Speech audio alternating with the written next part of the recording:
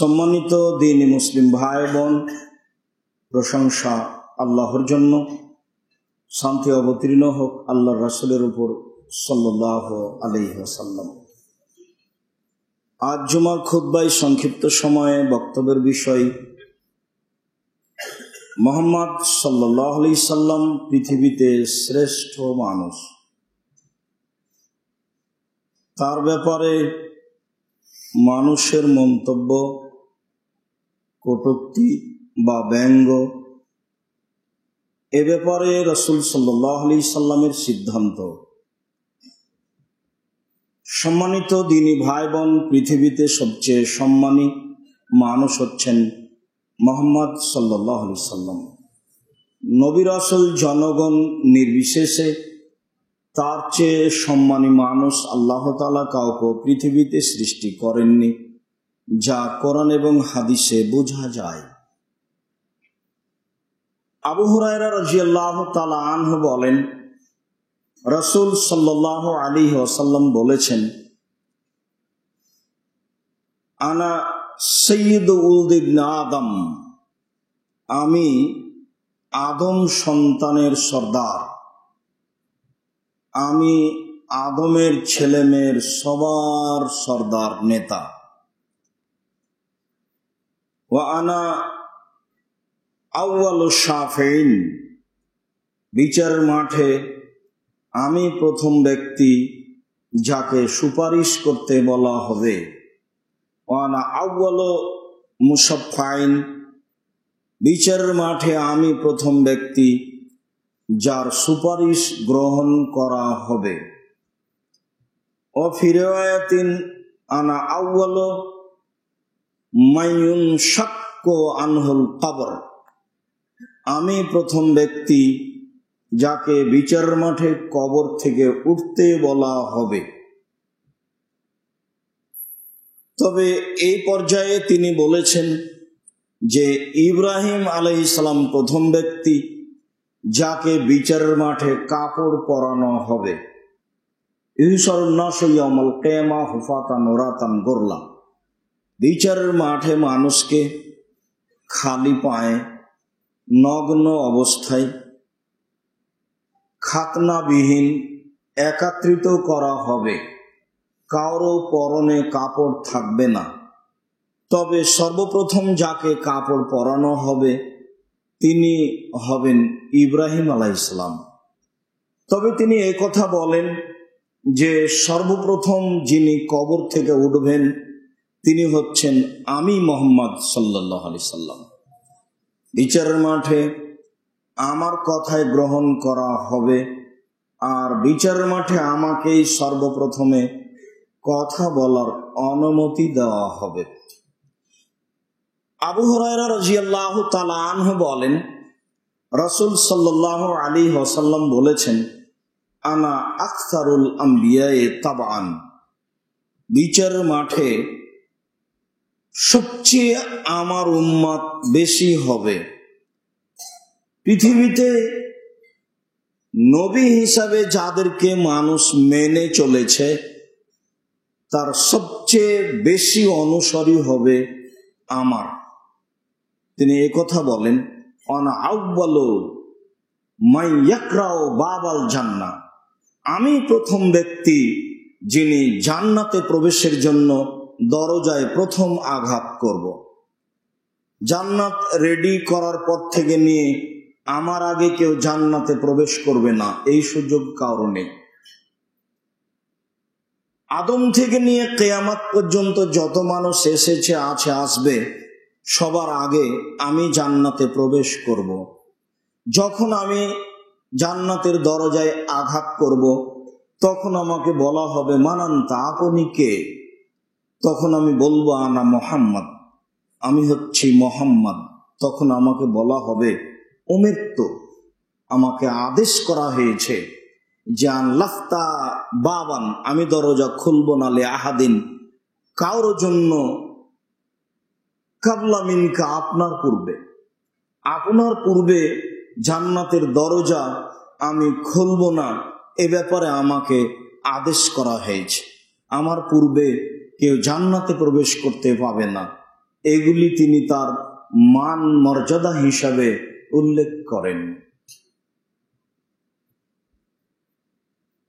আবু হুরায়রা রাদিয়াল্লাহু তাআলা আনহু বলেন, রাসূল সাল্লাল্লাহু আলাইহি ওয়াসাল্লাম বলেছেন, আনা কায়েদুল মুরসালিন, আমি হচ্ছি সকল নবীর সর্দার। আনা খাতিমুন নবীন, আমি হচ্ছি সব নবীর শেষে। আনা আউয়ালু শাফিঈন, আমি হচ্ছি বিচারের মাঠে প্রথম সুপারিশকারী। ওয়ানা আউয়ালু মুশাফফাইন, আমি হচ্ছি প্রথম ব্যক্তি বিচারের মাঠে যার সুপারিশ মেনে নেওয়া হবে। তিনি ধারাবাহিক কথাগুলি বললেন। তিনি বললেন, লা ফাখরা, এতে আমার কোনো অহংকার গৌরব নেই। আমি নবীগণের সর্দার, এতে আমার কোনো অহংকার নেই। আমি প্রথম সুপারিশকারী, এতে আমার কোনো অহংকার নেই। আমি নবীগণের শেষ, এতে আমার কোনো অহংকার নেই। তিনি কথাগুলি এইভাবে বলছিলেন।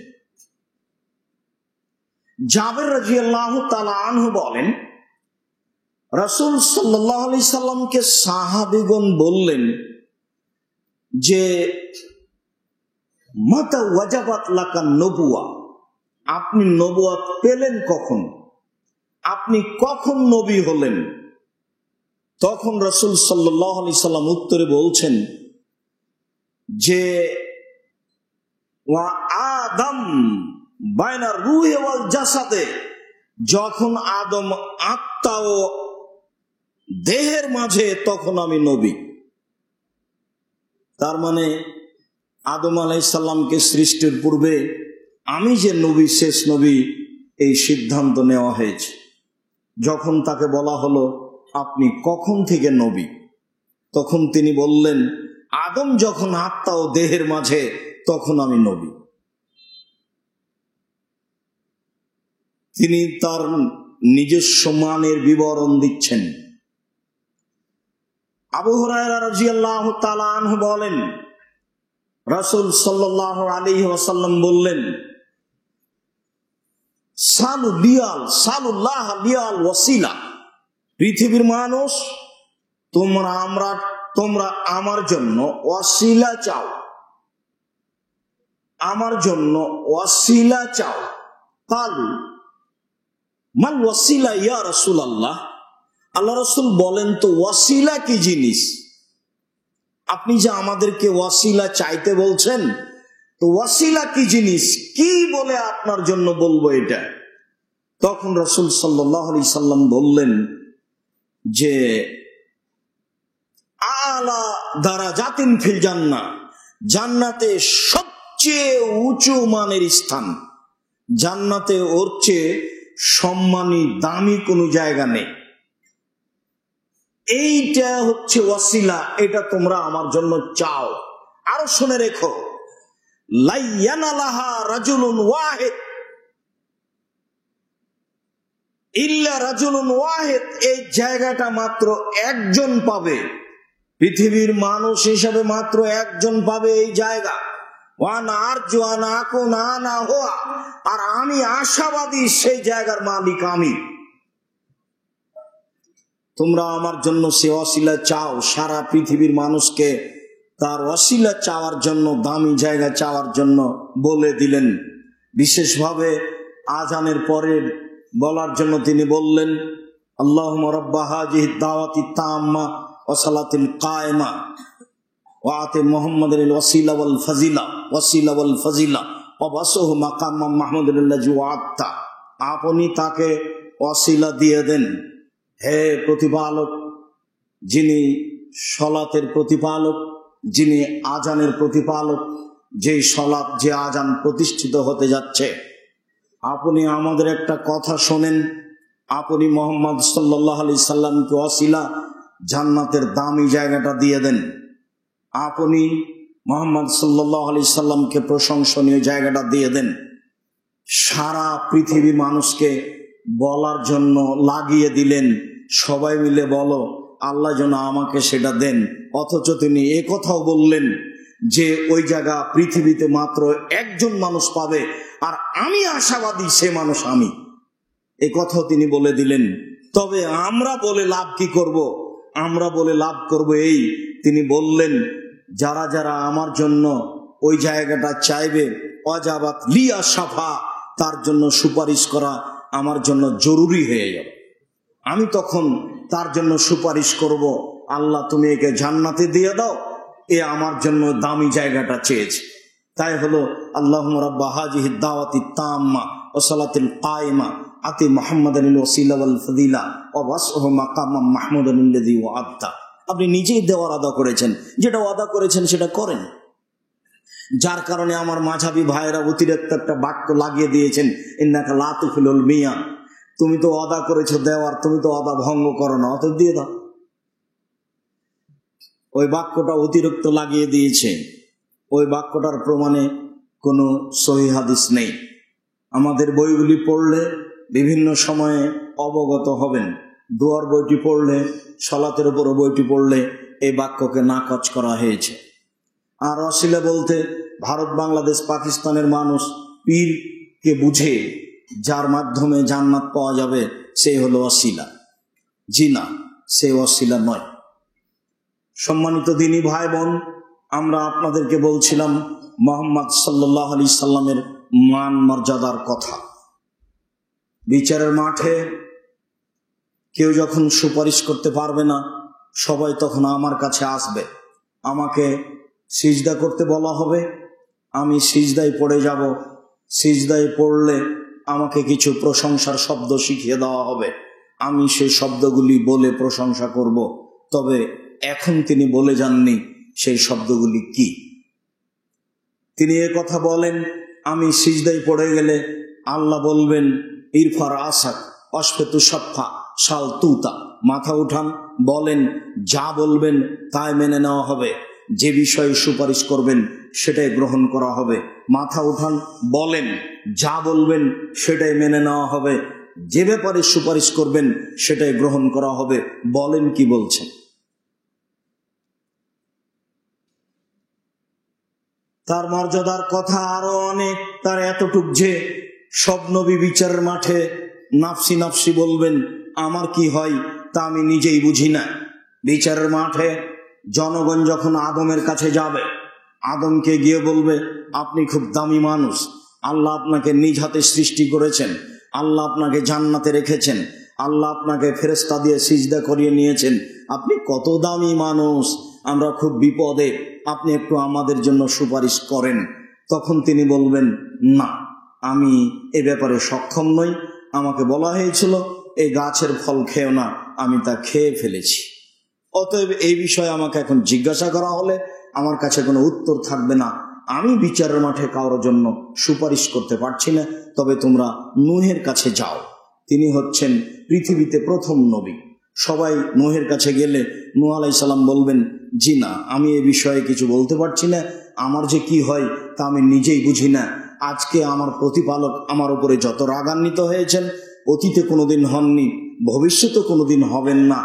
আমাকে আমার সন্তানের ব্যাপারে নিষেধ করা হয়েছিল, আপনি তার ব্যাপারে কিছু বলবেন না। আমি আমার সন্তানের ব্যাপারে কথা বলেছিলাম, আজকে যে সেটার ব্যাপারে কি হয় তা আমি নিজেই বুঝি না। তারপরে তবে আপনারা সবাই চলে যান ইব্রাহিম আলাইহিস সালামের কাছে। উনি খুব দামি মানুষ, উনি তো আল্লাহর দোস্ত, তার জন্য কথা বলা সহজ। সবাই ওখানে উপস্থিত হলে ইব্রাহিম আলাইহিস সালাম বলবেন, না, আমার জীবনে 3টা ভুল আছে, মিথ্যা আছে, আমার যে কি হয় তা আমি নিজেই বুঝি না। আমার প্রতি আমার প্রতিপালক রাগ করেছেন, এমন রাগ পূর্বেও কোনোদিন করেননি, ভবিষ্যতেও কোনোদিন করবেন না। আমার যে কি হয় তা আমি নিজেই বুঝি না, অতএব আমি তোমাদের ব্যাপারে কিছু বলতে পারছি না, তোমরা সবাই চলে যাও মুসার কাছে, তিনি খুব দামি মানুষ, তিনি আল্লাহর সাথে কথা বলেছেন। মুসা আলাইহিস সালামের কাছে আসলে তিনি এ কথা বলবেন, আমি এক থাপ্পড় দিয়ে একটা লোককে হত্যা করেছি, বিষয়টি আমার জন্য জটিল, আমার প্রতি আমার প্রতিপালক খুব রাগান্বিত, এত রাগান্বিত অতীতে কোনোদিন হননি, ভবিষ্যতেও হবেন না, আমার যে কি হয় তা আমি নিজেই বুঝি না। সবাই চলে যাও ঈসা আলাইহিস সালামের কাছে। ঈসা আলাইহিস সালাম কোনো দোষের কথা উল্লেখ করবেন না, তবে তিনি বলবেন আমি কিছু বলতে পারছি না, সবাই চলে যাও মুহাম্মদ সাল্লাল্লাহু আলাইহি ওয়াসাল্লামের কাছে, সবাই আমার কাছে আসবে, আমি তখন সিজদা করার জন্য অনুমতি চাইব, আমাকে সিজদা করার জন্য অনুমতি দেওয়া হবে, আমি সিজদায় পড়ে প্রশংসা করব ওই শব্দ দিয়ে যা তিনি বলে যাননি, শব্দগুলি তাকে শিখানো হবে। ওই শব্দ দিয়ে প্রশংসা করলে আল্লাহ বলবেন আপনি মাথা উঠান, বলেন কি বলছেন, যা বলবেন সেটাই মেনে নেওয়া হবে, যে ব্যাপারে সুপারিশ করবেন তা গ্রহণ করা হবে। সব বুখারী মুসলিমের হাদিস। বলছিলাম মুহাম্মদ সাল্লাল্লাহু আলাইহি সাল্লামের মান মর্যাদা। এমন মানুষের মানের হানিমূলক কোনো কথা বলা যায় কি না, এ ব্যাপারে আল্লাহ কি বলেন, এ ব্যাপারে নবী কি বলেন? সম্মানিত দ্বীনি মুসলিম ভাই বোন, আল্লাহ বলেন ইন্নামা জাযাউল লাযীনা ইউহারিবুনাল্লাহ ওয়া রাসূলাহু, নিশ্চয় যারা আল্লাহ এবং তার রাসূলের বিরুদ্ধে যায় তাদের প্রতিদান, নিশ্চয় যারা আল্লাহ এবং তার রাসূলের বিরুদ্ধে অবস্থান করে তাদের প্রতিদান, তাদের ফলাফল। সাথে সাথে তিনি আরো বলেন ওয়া ইয়াসআউনা ফিল আরদি ফাসাদা, যারা জমিনে বিপর্যয় সৃষ্টি করে, অন্যায় অবিচার করে, তাদের ফলাফল আই ইউকাত্তালু, তাদেরকে হত্যা করা হবে। প্রথম হুকুম যেটা আল্লাহ বলেন। আও ইসাল্লাবু, তাদেরকে শুলিতে দেওয়া হবে। দ্বিতীয় সিদ্ধান্ত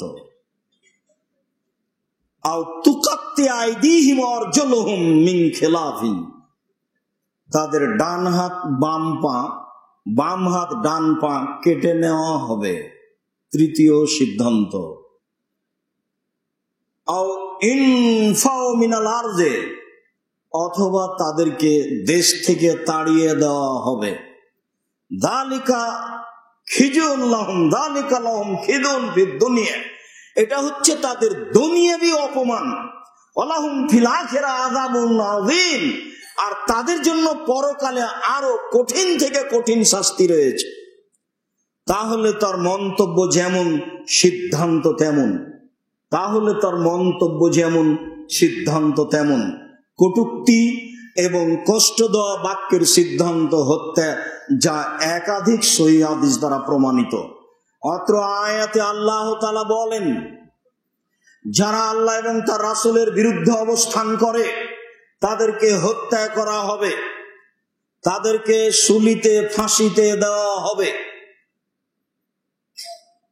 তাদের বিপরীত ভাবে হাত পা কেটে নেওয়া হবে, তাদেরকে দেশ থেকে তাড়িয়ে দেওয়া হবে। এটা হচ্ছে পার্থিব জগতের অপমানজনক শাস্তি। এছাড়াও পরকালে তাদের জন্য অতীব কঠিন শাস্তি রয়েছে। এইভাবে দুনিয়া থেকে চলে গেলে তার পরকালীন শাস্তি আল্লাহ তাআলা উল্লেখ করেন। সম্মানিত পৃথিবীর সকল দ্বীনি মুসলিম ভাই বোন, যারা মুহাম্মদ সাল্লাল্লাহু আলাইহি সাল্লামের উপরে কটু মন্তব্য করে, ব্যঙ্গ করা বৈধ মনে করে, এমন আচরণ দেখায়, তাদের ব্যাপারে আল্লাহ তাআলার সিদ্ধান্ত আপনারা অবগত। মানুষ যদি এই সিদ্ধান্ত বাস্তবায়ন করতে না পারে, তাহলে আল্লাহ সময়ের গতিতে সিদ্ধান্ত বাস্তবায়ন করবেন। আজ হোক আর কাল হোক আর পরে হোক, তিনি সর্বশক্তিমান, ওয়াহুয়াল আজিজ, তিনি পরাক্রমশালী, তাকে কেউ পরাস্ত করতে পারে না। ওয়ালা ইয়াখাফু উকবাহা, তিনি কোনো কাজ করার পরে কি ফলাফল হবে তা পরোয়া করেন না, তিনি সর্বশক্তিমান। ওয়াহু আলা কুল্লি শাইইন কাদির, তিনি যা ইচ্ছা তাই করে থাকেন। অতএব মানুষ শাস্তি বাস্তবায়ন করতে না পারলে আল্লাহ সময়ের গতিতে করবেন, এটাই ঠিক, যেহেতু তিনি সক্ষম, তারই এটা সিদ্ধান্ত। সম্মানিত দ্বীনি ভাই বোন, এ ব্যাপারে রাসূল সাল্লাল্লাহু আলাইহি ওয়াসাল্লাম বলেন, ইবনে আব্বাস রাদিয়াল্লাহু তাআলা আনহু বলেন, ইন্না আমা কানাত লাহু উম্মু ওয়ালাদিন, একজন অন্ধ মানুষ, তার ছিল একটা দাসী। ফাকানাত তাসতিমুন নবী সাল্লাল্লাহু আলাইহি সাল্লাম তাকাউ ফিহি, সে দাসী নবীকে গালি দিত, নবীর উপরে কটু মন্তব্য করত। ফায়ানহাহা, তখন মালিক তাকে নিষেধ করতেন, দেখো বিরত থাকো। ফালাতান্তাহি, সে কটু মন্তব্য থেকে বিরত থাকতো না। ওয়া ইয়াজজিরুহা, তিনি তাকে ধমকাতেন, এভাবে বলছো কেন? তিনি তাকে ধমক দিয়ে কথা বলতেন। ফালা ইয়ানজাজিরু, সে ধমক গ্রহণ করত না, সে তার গতিতে চলতেই থাকত। ফাকানাত যাতা ইয়াউমিন, দিন যায় রাত্রি যায়, এরকমই একদিন ও নবী করিম সাল্লাল্লাহু আলাইহি সাল্লামের প্রতি কটু মন্তব্য করে। জাআলা তাকাউ ফিহি ওয়া তাসতিমুহু, তাকে গালি দিতে আরম্ভ করে। ফাখাজাল মেওয়ালা, মালিক তখন একটি ছোরা হাতে নেয়। ওয়া ওয়াজাহু ফি বাতনিহা, ছোরাটা তার পেটের উপরে রেখে দেয়। ওয়াত্তাকা আলাইহা, তারপর ছোরার উপরে উঠে বসে। ফাকাতালাহু, সে তাকে হত্যা করে। ফাজা ওয়ালাদুন ফাজালাসা বাইনা রিজলাইহা, পরের বাক্যে আসবে তার দুটি বাচ্চা ছিল, একটি বাচ্চা তার দুই পায়ের উপরে উঠে বসলো। ফালাতাখাত হুনালিকা বিদ্দাম, তখন তার গায়ের রক্তগুলি এখানে সেখানে ছড়িয়ে গেল। ফাসবাহা, সকাল হয়ে গেল। ফাযুকিরা লিন-নবী সাল্লাল্লাহু আলাইহি ওয়াসাল্লাম, বিষয়টি রাসূলের সামনে পেশ করা হলো। ঘটনা এই। ফাজামান নাসা, তিনি জনগণকে একত্রিত করলেন, জনগণকে একত্রিত করে বললেন, আনশুদুল্লাহ, আমি আল্লাহর কসম দিয়ে বলছি, রাজুলাম, সে ব্যক্তির ব্যাপারে, ফালামা ফালা, যে এরকম কাজ করেছে, সে কে? ওয়ালি আলাইহি কামা, আমার অধিকার রয়েছে তাকে জিজ্ঞাসা করা। ইল্লা কামা, সে যেন দাঁড়িয়ে যায়। আমি তোমাদের সবাইকে একত্রিত করেছি যে এই দাসীর সাথে এরূপ আচরণ করেছে, সেজন্য দাঁড়িয়ে যায়। ফাকামালা আমা, ওই অন্ধ ব্যক্তি দাঁড়িয়ে গেল। ইয়াতাখাত্তান নাসা, ভিতর থেকে মানুষের কাঁধ ডিঙ্গিয়ে সামনে আসতে লাগলো। ওয়াতাজালজালু, তখন লোকটি থরথর থরথর করে কাঁপছে। আজ যে কি হয়, মানুষের মধ্যে গিয়ে মানুষের কাঁধ ডিঙ্গিয়ে সামনের দিকে আসতে লাগলো, তখন সে কাঁপছে।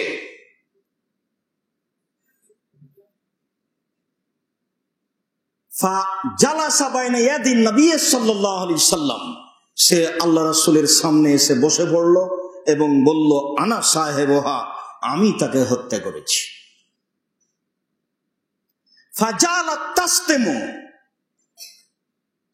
ওয়া তাকাউ ফিকা, সে আপনাকে গালি দিত, সে আপনার উপরে কটু মন্তব্য করত। অমিনহা ইবনানে মিসলাল লুলুআতাইনে, ওর পক্ষ থেকে আমার দুটি সন্তান আছে, একেবারে হীরা মুক্তা মানিক্যের মতো। ওয়ালিয়া মিনহা রাকাবা, সে আমার খুবই আন্তরিক, আমি তাকে জীবনের চেয়ে ভালোবাসি, আমি তাকে খুব বেশি ভালোবাসি। সে আমার খুব ভালোবাসার পাত্র দাসী, সে আমার খুব ভালোবাসার পাত্রী দাসী, আমি তাকে খুব ভালোবাসি।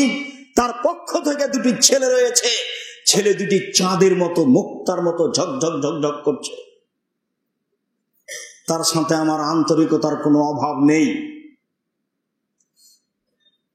ফাকানা ফিল্লাইলা, গত রাতের ঘটনা। ফাজালাত তাসতিমুকা, সে আপনাকে গালি দিতে লাগলো। অত্তাকাও ফিকা, আপনার উপরে কটু মন্তব্য করতে লাগলো। ফাখাজতুল মেওয়ালা, আমি ছোরা হাতে নিলাম। ওয়াজাতু ফি বাতনিহা, আমি ছোরা তার পেটের উপরে রেখে দিলাম। ওয়াত্তাকাতু আলাইহা, ছোরার উপরে আমি উঠে বসলাম। ফাকাতালতুহা, আমি তাকে হত্যা করেছি। আপনার উপরে কটু মন্তব্য আমি সহ্য করিনি, আমি তাকে হত্যা করেছি। ফাকালা রাসূলুল্লাহ সাল্লাল্লাহু আলাইহি সাল্লাম, আল্লাহর নবী উপস্থিত জনগণকে বললেন, ইশহাদু, তোমরা সাক্ষী থাকো, উপস্থিত জনগণ তোমরা সাক্ষী থাকো, আন্না দামা হাদারুন, তার রক্ত মাপ, তার কোনো ফায়সালা হবে না, তাকে ছেড়ে দেওয়া হলো, ও ঠিক করেছে। সম্মানিত দ্বীনি মুসলিম ভাই বোন, কি বুঝলেন? আলোচনার প্রারম্ভে তিনি রাগান্বিত অবস্থায় খুঁজে বের করতে চাচ্ছিলেন এ কাজ কে করলো। যখন তার পূর্ণ বিবরণ শুনলেন তখন তিনি বললেন, ঠিক আছে, তোমার বিচার হবে না, তোমার রক্ত মাফ করে দেওয়া হলো, যা করেছ ঠিক করেছ। বোঝা যাচ্ছে যারা মহান নবী করিম সাল্লাল্লাহু আলাইহি সাল্লামের উপরে কটু মন্তব্য করবে তাদের দুনিয়াতে বেঁচে থাকার সুযোগ নেই, তারা হত্যার যোগ্যই, কারো সিদ্ধান্তের প্রয়োজন নেই। মুহাম্মদ সাল্লাল্লাহু আলাইহি সাল্লামের নিজস্ব সিদ্ধান্ত। সম্মানিত দ্বীনি ভাই বোন, আমরা হয়তোবা আমাদের ক্ষমতা না থাকার কারণে বা আমাদের বুঝ না থাকার কারণে এর বাস্তবতা বুঝতে পারছি না, যে বুঝ, যে নিয়ম, যে নীতি মুহাম্মদ সাল্লাল্লাহু আলাইহি সাল্লাম আজ থেকে নিয়ে প্রায় 1450 বছর পূর্বে দিয়ে গেছেন, যে মানুষ যদি, পৃথিবীর কোন মানুষ যদি তার কটু মন্তব্য করে, তার ব্যাপারে ব্যঙ্গ কেন, কোন মন্তব্য করলে তার কি হুকুম হতে পারে, তা তিনি আজ থেকে নিয়ে 1450 বছর পূর্বে বলে গেছেন। যদিও এই সিদ্ধান্ত নিবে সরকার, পৃথিবীর প্রত্যেকটা মুসলিম দেশের সরকারের সিদ্ধান্ত দ্রুত নেওয়া উচিত, যে কোনো মাধ্যম দিয়ে তার বিরোধিতা করতে হবে, তার শাস্তি দাবি করতে হবে।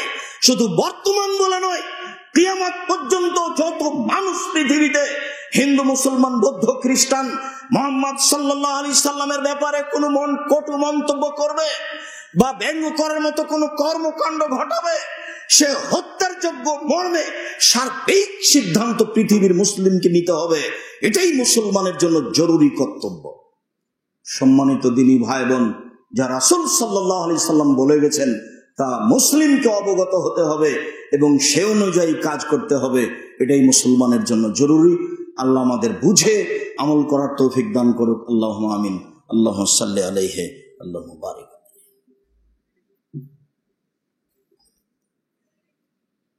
আলহামদুলিল্লাহ ওয়াহদা, আসসালাতু ওয়াসসালামু আলা মান লা নাবিয়্যা বাদা। যারা রাসূল সাল্লাল্লাহু আলাইহি সাল্লামকে কষ্ট দেয় তাদের ব্যাপারে রাসূল সাল্লাল্লাহু আলাইহি সাল্লামের সিদ্ধান্ত। জাবের রাদিয়াল্লাহু তাআলা আনহু বলেন,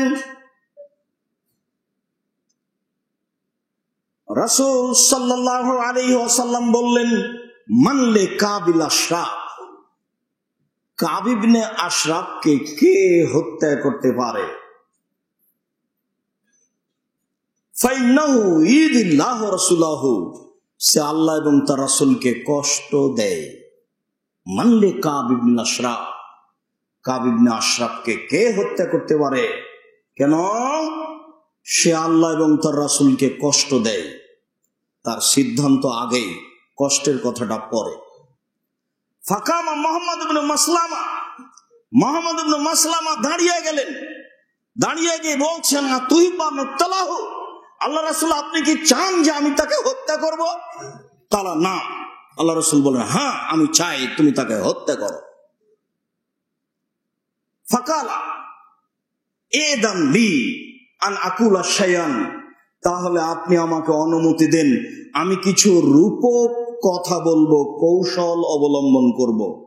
ফাকালা কুল, ঠিক আছে, তুমি যে কোনো পথ অবলম্বন করতে পারো, যে কোনো কথা ও কর্ম বলতে পারো, পথ অবলম্বন করতে পারো তাকে হত্যা করার জন্য।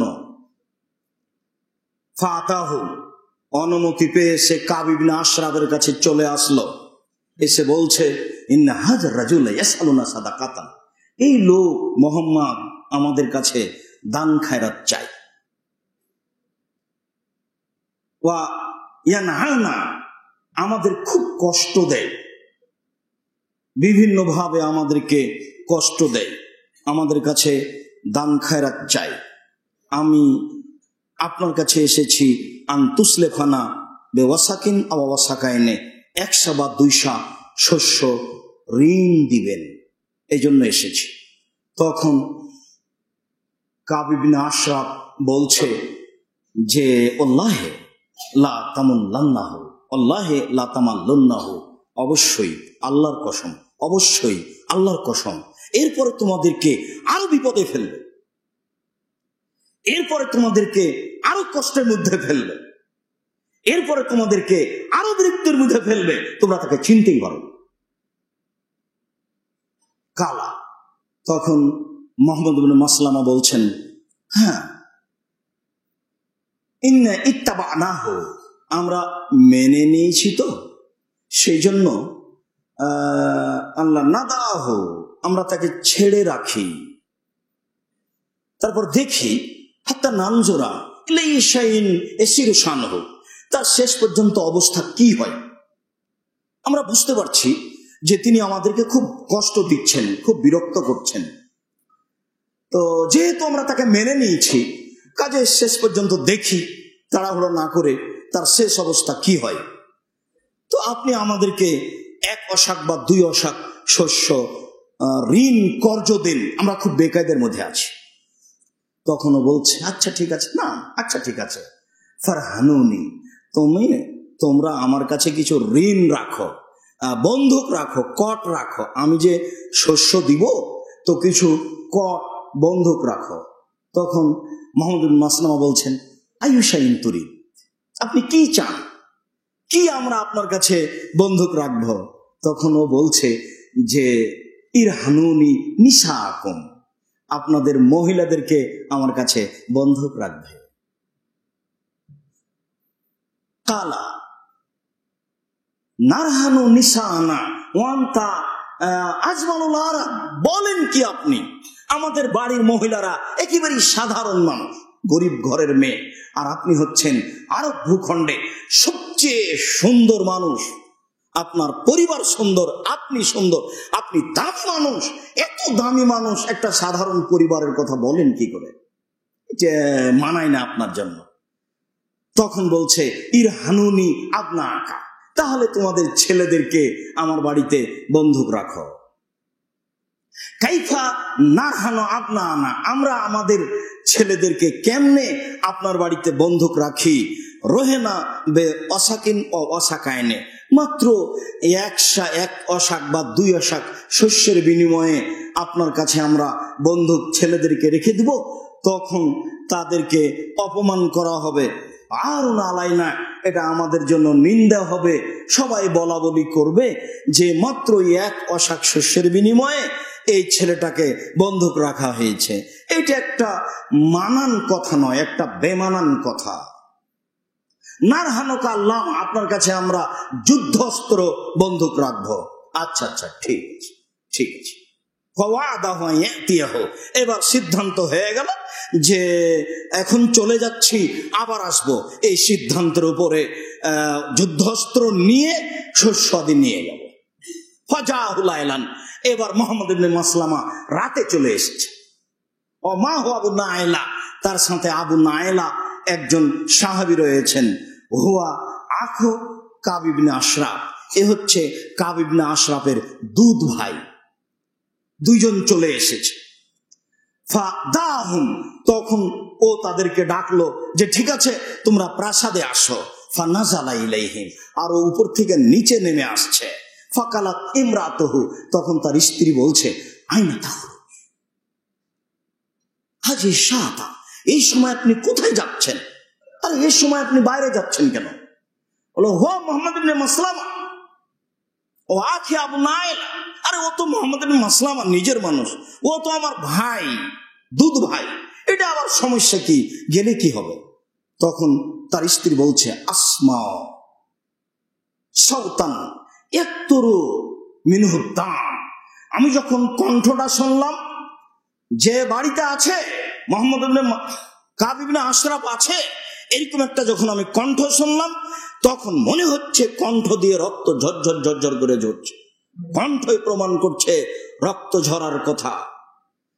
তখন কাব ইবনে আশরাফ বলছে বলো কি, হো আখি, পরে যাই, ও তো আমার ভাই, ও তো আমার দুধ ভাই। আরো শুনে রেখো, ইন্নাল কারীমা লাউ দুইলা তানিন বিলাইলিন, যদি কোনো সম্ভ্রান্ত সচেতন বুদ্ধিমান মানুষকে বিপদের জন্য ডাকা হয় তো লাজাবা, তাহলে তাকে সাড়া দেওয়া উচিত।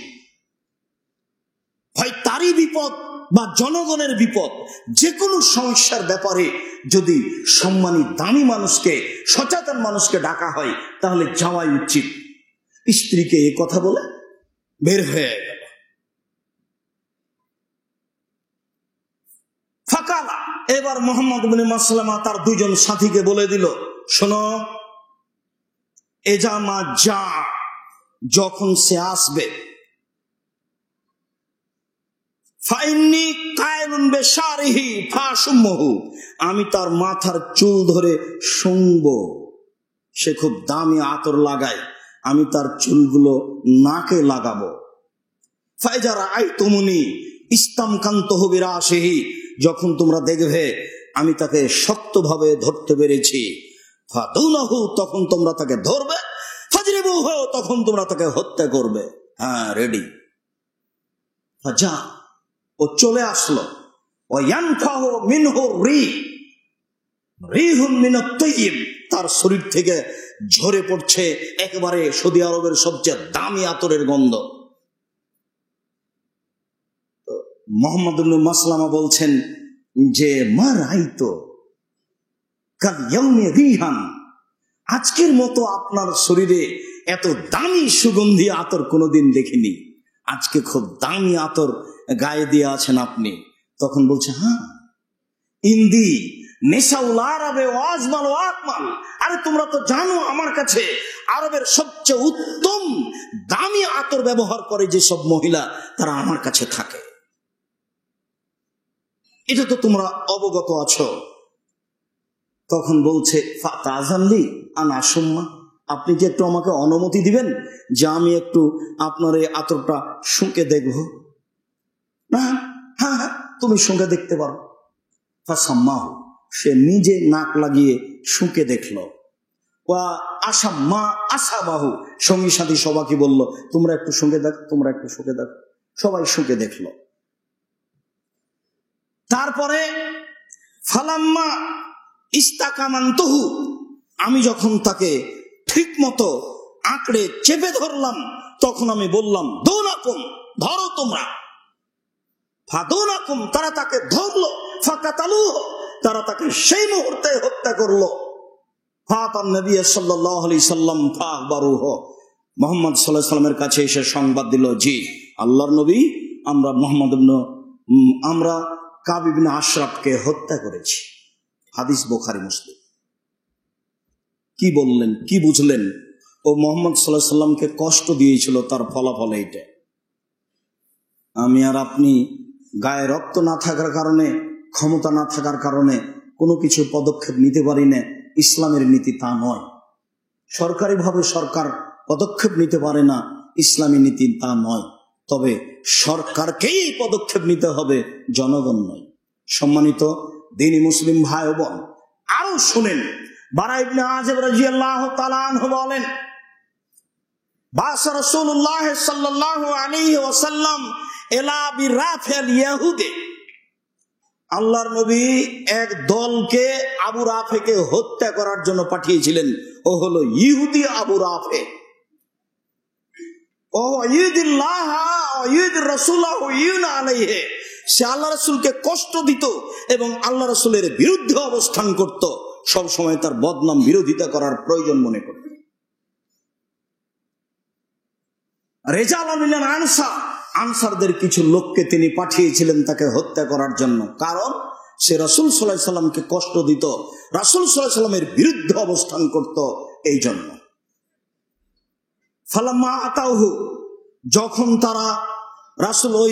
যখন তারা আবু রাফের কাছে চলে আসলো, তিনজন ছিল, তার দায়িত্বশীল রাসূল সাল্লাল্লাহু আলাইহি সাল্লাম করেছিলেন আব্দুল্লাহ ইবনে আতিককে। আব্দুল্লাহ ইবনে আতিক হলো তার দায়িত্বশীল। তার কাছে যখন চলে আসলো দরজার পাশে, তখন আব্দুল্লাহ ইবনে আতিক বলছে তার সঙ্গী সাথীকে যে ইজলিসু মাকানাকুম, তোমরা এখানে অবস্থান করো। ওয়ানা মুনতালিকুন, আমি একটু একাই যাই। ও মুতালাক্কিফুন লিল বাওয়াব, আমি পাহারাদারের সাথে কৌশল করি কিভাবে ভিতরে যাওয়া যায়, এই কৌশল আমি করি, তোমরা একটু এখানে অপেক্ষা করো। ফাআতাল বাবা, দরজার কাছে চলে আসলো। সুম্মা জালাসা বেসবিন সুম্মা কান্না বেসবিন, তারপর কাপড় দিয়ে মাথাটা ঢেকে নিল, কৌশল অবলম্বন করছে। মনে হচ্ছে যেন সে পেশাব পায়খানায় বসেছে, এরকম একটা অবস্থা অবলম্বন করলো। ওই সময়তে জনগণ, সন্ধ্যা হয়ে গেছে, সূর্য ডুবে গেছে, জনগণ গরু ছাগল নিয়ে নিজ নিজ বাড়ি চলে আসছে। তো আমি পেশাব পায়খানায় বসে আছি দরজার পাশে, এরকম একটা অবস্থায় কালাল বাওয়াব, তখন দারোয়ান চিৎকার করে বলছে, ইয়াবদাল্লাহ মান তুরিদা আন তাদখুলা ফাদখুল আনা উগলিকলা বাব। কে আছো বান্দা, তুমি কে? ঢোকার ইচ্ছা করলো ঢুকে যাও, আমি এখন দরজা বন্ধ করে দেব। সব গরু ছাগল যারা যারা ভিতরে যাওয়ার সব ভিতরে চলে গেছে।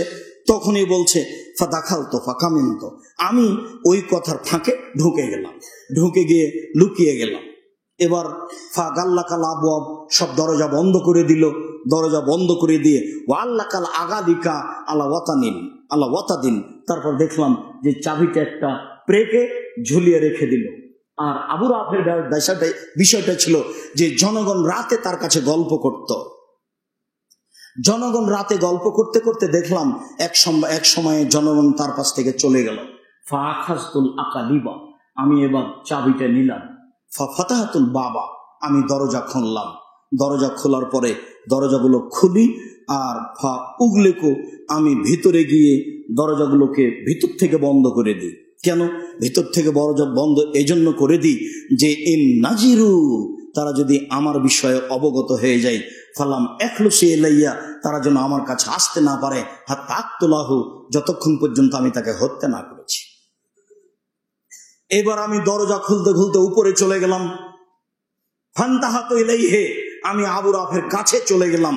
ফাইজা হুয়া বে বাইতিন মুজলিমান, দেখি সে অন্ধকার ঘরে। ফালা আদ্রি আইনা হুয়া, ঘরের মধ্যে কোথায় আছে আমি এটা বুঝতে পারি না, ঘর অন্ধকার। তারপর আমি বললাম আইনা আবু রাফে, আবু রাফে কোথায়?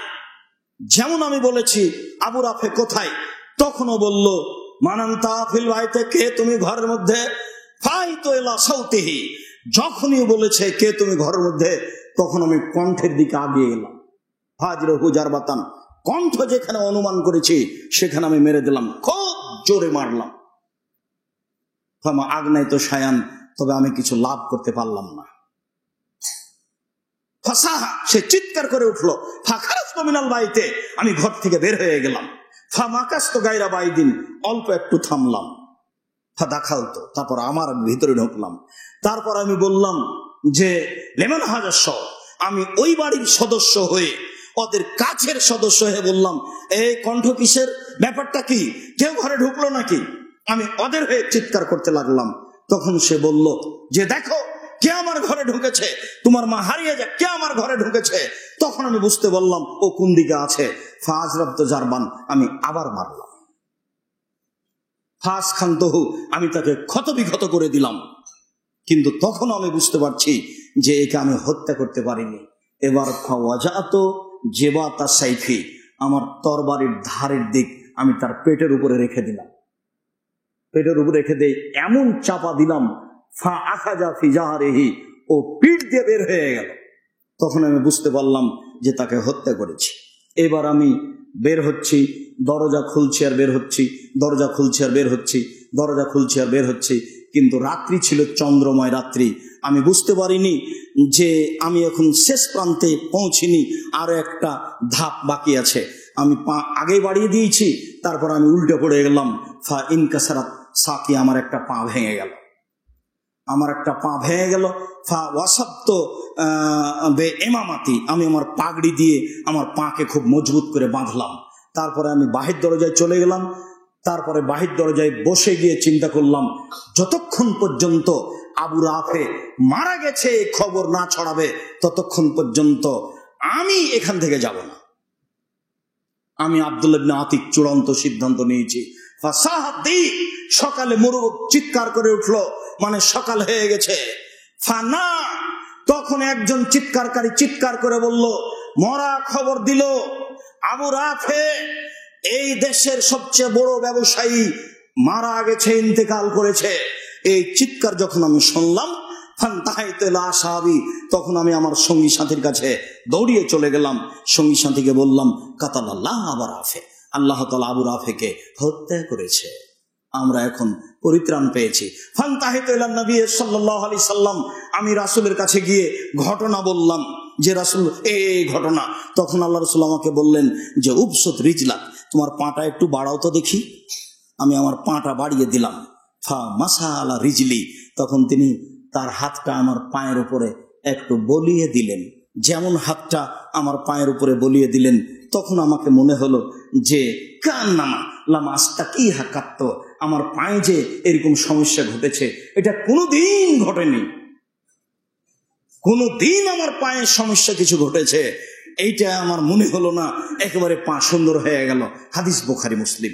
সম্মানিত মসজিদের মুসল্লি, দ্বীনি মুসলিম ভাই বোন, পৃথিবীর সকল মুসলিম পুরুষ নারীকে আমরা একাধিক হাদিস পেশ করে বলতে চাই, মনে রাখবেন পৃথিবীতে যেই হোক না কেন, হিন্দু, মুসলমান, বৌদ্ধ, খ্রিস্টান, যে কোনো মানুষ যদি রাসূল সাল্লাল্লাহু আলাইহি সাল্লামের উপরে কটু মন্তব্য করে বা তারপরে ব্যঙ্গ করার কোনো পদক্ষেপ গ্রহণ করে, তাহলে সে হত্যার যোগ্য মর্মে একাধিক হাদিস রয়েছে বুখারী, মুসলিম, অন্যান্য গ্রন্থে। অতএব পৃথিবীর সকল মুসলিমকে যেভাবে সম্ভব, অন্য বন্ধ করে হোক, বদদুয়া করে হোক, যেভাবে সম্ভব, আপনার বক্তব্য দিয়ে হোক, সমাবেশ করে হোক, যেভাবে সম্ভব তার বিরোধিতা করতে হবে, এটাই ঠিক। পৃথিবীর সকল মুসলিম সরকারকে এরকম সরকারের বিরুদ্ধে কটূক্তি করা, কটু মন্তব্য করা ব্যক্তির উপরে পদক্ষেপ নিতে হবে। এটা পৃথিবীর প্রত্যেকটা মুসলমানের উপরে দ্বীনি দায়িত্ব, ধর্মীয় দায়িত্ব। কিছুই যদি সম্ভব না হয় তাহলে বলতে হবে আল্লাহ তুমি তাকে ধ্বংস করো। কোনটাই যদি সম্ভব না হলে তাহলে মানুষকে এই পর্যন্ত বলতে হবে, সম্মানিত দ্বীনি মুসলিম ভাই বোন, একাধিক হাদিস রয়েছে। জুমার খুতবা আমরা গত জুমায় বিস্তারিত বলেছিলাম, কিন্তু সেগুলো হয়তোবা রেকর্ডিং হয়নি, যার জন্য আমরা অবগত হতে পারছি না। আমরা আজকের আলোচনায় আপনার কাছে যেটুকু পেশ করলাম তাতে খুব অবগত হলাম যে মানুষ যদি রাসূল সাল্লাল্লাহু আলাইহি ওয়াসাল্লামের উপরে কটু মন্তব্য করে তাহলে সে বেঁচে থাকার হক রাখে কি না, আমাদের কাছে খুব স্পষ্ট মর্মে আমরা সরকারের কাছে দাবি জানাবো, সম্ভব আমাদেরকে ততটুকু করে যাব। আমরা বলবো শেষ পর্যন্ত আল্লাহ তুমি এরকম মানুষকে ধ্বংস করো। আমাদের একটা পথ তো আছে, আমরা তো মুখে বলতে পারি। রাসূল সাল্লাল্লাহু আলাইহি ওয়াসাল্লাম যে জিনিসটা পাবেন নিশ্চিত, সেই জিনিসটার ব্যাপারে সারা পৃথিবীর মানুষকে দোয়া করতে বলছে। তা আমরা এটা তো একটা দ্বীনি জিম্মেদারি মর্মে এরকম লোকের ধ্বংস কামনা করা আমাদের জন্য জরুরি। অতএব আল্লাহ, আমরা সাধারণ মানুষ, এদেশে বসবাস করি, আমরা অসহায় নিঃস্ব অবস্থায় থাকি, তুমি আমাদের মনের এই আবেগকে কবুল করো। যারা রাসূল সাল্লাল্লাহু আলাইহি ওয়াসাল্লামকে ব্যঙ্গ করে বা যারা কটু মন্তব্য করে, তুমি তাদেরকে ধ্বংস করো। তুমি সর্বশক্তিমান, তুমি তাদের বিচার করো। যেভাবে তোমার কাছে পৃথিবীর মানুষকে দেখানোর জন্য বিচার করা সহজ, তোমার কাছে সবই সহজ। পৃথিবীর মানুষ যেন দেখতে পাই যে তার উচিত মতো বিচার হয়েছে, এটাই তোমার কাছে আমরা দাবি জানাচ্ছি। তুমি আমাদের দাবি কবুল করো। মর্মে সকল দ্বীনি মুসলিম ভাই বোনকে আমরা জামিয়া সালাফিয়া ডাঙ্গিপাড়া পাবা রাজশাহী, জামিয়া সালাফিয়া রূপগঞ্জ ঢাকা, অন্যান্য প্রতিষ্ঠানের জন্য আন্তরিকভাবে দোয়া করার ব্যাপারে অনুরোধ জানাই। জীবনের প্রত্যেকটা কাজের সাথে কিছু সময় বের করবেন জামিয়া সালাফিয়ার জন্য, শুধু এইটুকুই যেন আল্লাহ যেন এটাকে কবুল করে। কবুল হলেই সব পথ সহজ। আর জামিয়া সালাফিয়ার পক্ষ থেকে যত বই পুস্তক পত্রিকা বের হয় সবকে মূল্যায়ন করার চেষ্টা করবেন। আমরা জীবন বাজি রেখে সুন্দর করে সঠিক করে বের করার প্রাণপণে চেষ্টা চালিয়ে যাচ্ছি। আপনারা মূল্যায়ন করলে এটা তার নিজস্ব গতিতে, ভালো গতিতে, দুর্বার গতিতে চলতে পারবে। মর্মে অনুরোধ রক্ষা করার জন্য অনুরোধ জানাচ্ছি। আল্লাহ, আমাদের যারা মারা গেছে তুমি তাদের কবর শাস্তি মাফ করো। আমরা যারা অসুস্থ তুমি তাদের আরোগ্য দান করো। আমরা যারা বেঁচে আছি তুমি তাদেরকে তোমার রাসূলের পদ্ধতি অনুযায়ী চলার তৌফিক দান করো, বেঁচে থাকার তৌফিক দান করো। এ দাবি, এ দাওয়া, এই দোয়া তোমার দরবারে রেখে আজকের জুমার খুতবা এখানে শেষ করলাম। সাল্লাল্লাহু আলাইহি ওয়াসাল্লাম।